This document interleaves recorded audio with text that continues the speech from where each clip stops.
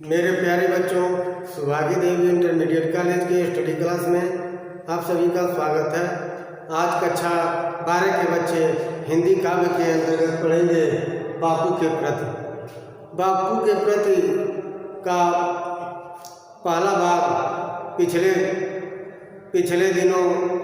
वाले वीडियो में उसको हम पढ़ा चुके हैं। आज ये दूसरा भाग इस वीडियो के माध्यम से उसको पढ़ाने जा रहे हैं और इसकी व्याख्या को बताने जा रहे हैं। तो आप लोग बापू के प्रति अर्थात सुमित्रानंदन पंत जो है बापू के प्रति अपनी जो श्रद्धांजलि व्यक्त की है, उस श्रद्धांजलि व्यक्त करने वाले पद को आज हम उसकी व्याख्या को इस वीडियो के माध्यम से करेंगे। तो आइए हम लोग इस पद को पहले पढ़ते हैं, फिर इसकी व्याख्या को सुनते हैं। सुख भोग खोजने आते सब, आए तुम करने सत्य खोज, जग की मिट्टी के पुतले जन, तुम आत्मा के मन के मनोज। जड़ता हिंसा स्पर्धा में भर, चेतना अहिंसा नम्र रोज, पस्ता का पंकज बना दिया तुमने मानवता का सरोज। सुमित्रानंदन पंत जी कह रहे हैं, क्या कर रहे हैं? सुख भोग खोजने आते सब, कह रहे हे बापू, हे राष्ट्रपिता, हे महात्मा गांधी जी, हे बापू जी, सुख भोग खोजने आते सब। सभी लोग यहाँ जन्म लेते हैं, सभी लोग यहाँ जन्म लेते हैं। जन्म लेने के बाद सभी लोग सुख की कामना करते हैं, भोग विलासता में अपने समय को बिताते हैं। लेकिन तुमने क्या किया? सुख भोग खोजने आते सब, सभी लोग यहाँ पर सुख को और भोग को प्राप्त करने के लिए आते हैं। सभी लोग यहाँ पर सुख को और भोग को प्राप्त करने के लिए आते हैं, खोजने आते अर्थात प्राप्त करने के लिए आते हैं। आए तुम करने सत्य खोज, लेकिन तुमने क्या किया? सुख को भी त्याग दिया, भोग को भी त्याग दिया, भोग विलासतापूर्ण जीवन को त्याग कर दिया और सत्य की खोज की। क्योंकि बाकी लोग भोग विलासता में जीवन व्यतीत करते हैं, सुख प्राप्त करना चाहते हैं, लेकिन तुमने क्या किया? सुख का त्याग कर दिया, उस विलासता रूपी वस्तुओं का त्याग कर दिया।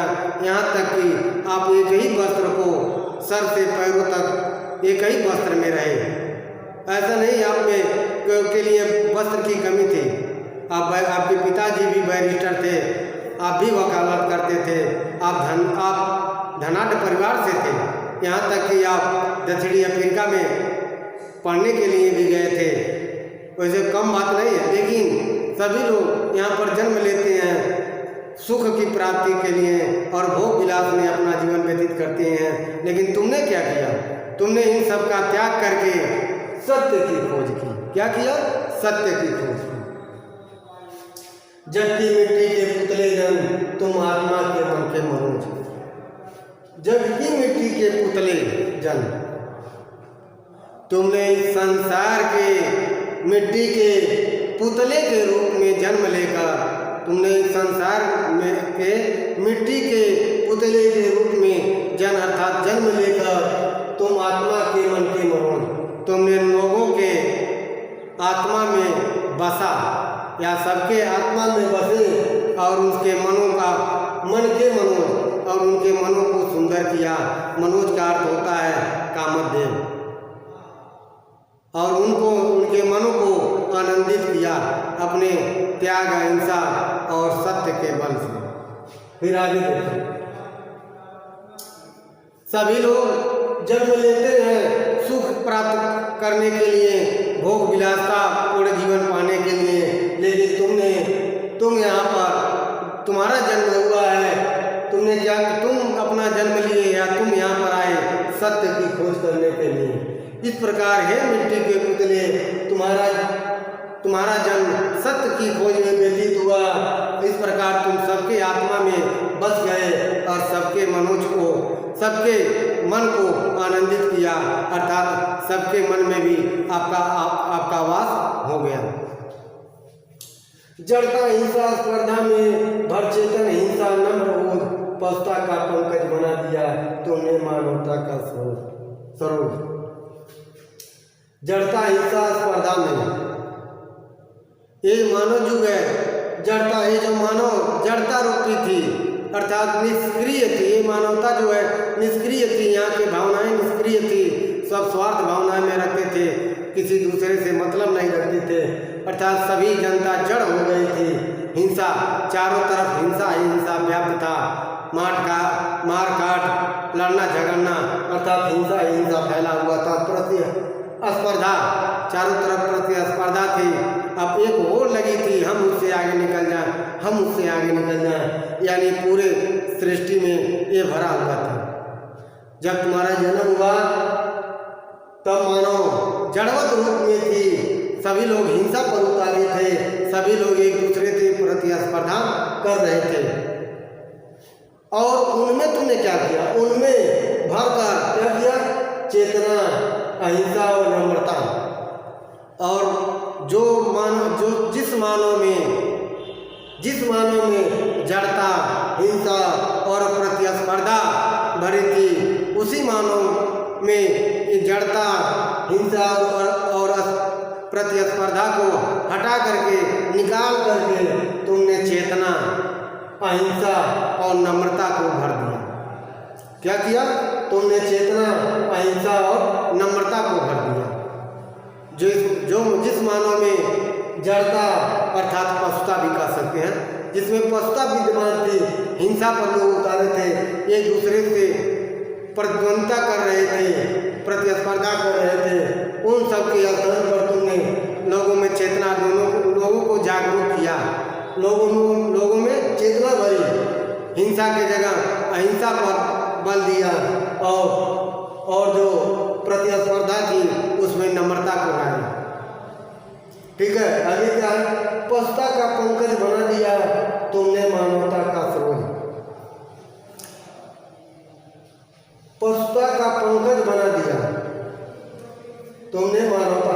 ये जो पशु रूपी, ये जो मानव में पशुता व्याप्त थी, ये मार काट झगड़ा लड़ाई करना हिंसा करना, ये सब जैसे मानव में पशुता आ गई थी, उस पशुता को पंकज बना दिया, उस मानवता रूपी पशुता में को तूने पंकज अर्थात कीचड़ में खिला हुआ फूल बना दिया और तुमने मानवता का सरोज।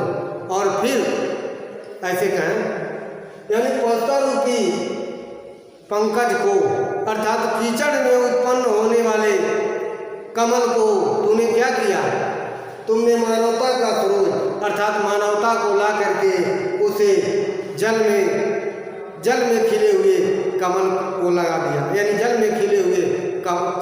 में खिला हुआ कमल बना दिया। अर्थात जो मानव पशुता के समान व्यवहार करता था, कीचड़ से खिला हुआ उत्पन्न के बाद कीचड़ से निकला हुआ कमल की भार था, उस मानव को उस पशुता रूपी जीवन की जगह तुमने मानवता ला दी, अर्थात उस कीचड़ से खिले हुए कमल को लाकर तुमने जल में खिले हुए कमल के रूप में परिवर्तित कर दिया। अर्थात तुमने उस मानव के पशुता रूपी जिंदगी को हटाकर मानवता ला दिया। ठीक है ना, फिर एक बार देख लो, यानी जब तुम्हारा जन्म हुआ या जब तुम अवतरित हुए तो पूरे विश्व में लोगों के मन में जड़ता हिंसा और स्पर्धा से भरा हुआ था।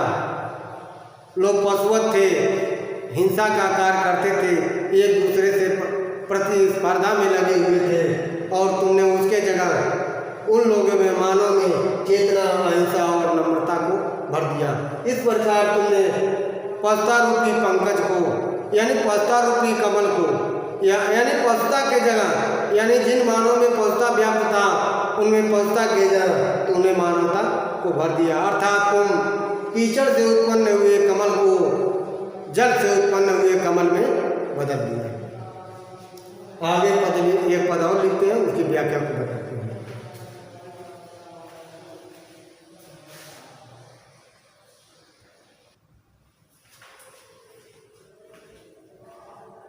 आगे आप लोग देखें, पशुबल की कारा से जब को दिखलाई आत्मा की विमुक्ति, विद्वेष घृणा से लड़ने को सिखलाई दुर्जय प्रेम युक्त। बरश्रम प्रसूत से की कृतार्थ तुमने विचार पंडित युक्त। विश्वानुरक्त है अनासक्त सर्वस्व त्याग को बना मुक्त। आगे देखो, पशुबल की कारा से जन्म को दिखलाई आत्मा की विमुक्ति। ये जो मानव की आत्मा थी, ये जो जन लोगों की आत्मा थी, पशुबल रूपी कारा में अर्थात जेल में, ये संसार की जो मानव की आत्मा थी, ये पशुबल रूपी कारा से जकड़ी हुई थी, पशुबल रूपी कारा में बंद थी, कारागार में बंद थी। दिखलाई आत्मा की विमुक्ति। इस प्रकार उनकी आत्मा को जागृत करके तुमने उससे मुक्त किया, उस कारा से, उस जेल से उसको लोगों को मुक्त किया। एक बार और देखो, ये जो संसार में लोगों की आत्मा जो पशु के रूप में, पशु रूपी जेल में बंद थी, पशुबल की कारा के अर्थात पशुबल की जेल में बंद थी या पशुबल की बेड़ियों में जकड़ी हुई थी, उसको मुक्त करके तुमने उसकी आत्मा को जागृत करके उसको मुक्त कर दिया। विद्वेष घृणा से लड़ने को सिखलाई दुर्जय प्रेम युक्त। विद्वेष एक दूसरे से जो जलन रखते थे, एक दूसरे से जो घृणा करते थे, अर्थात एक दूसरे से जलन के कारण, एक दूसरे से घृणा करने के कारण लोग एक दूसरे से लड़ते रहते थे। सिखलाई दुर्जय प्रेम युक्त। इस प्रकार लोगों के हृदय से विद्वेष और घृणा को निकाल करके एक दूसरे, प्रत्येक लोगों के हृदय से विद्वेष और घृणा को निकाल करके दुर्जय प्रेम युक्त सिखलाई। तुमने दुर्जय, जिस पर विजय प्राप्त न किया जा सके, ऐसे प्रेम रूपी युक्त को सिखलाया, ऐसे प्रेम रूपी युक्त को दिया।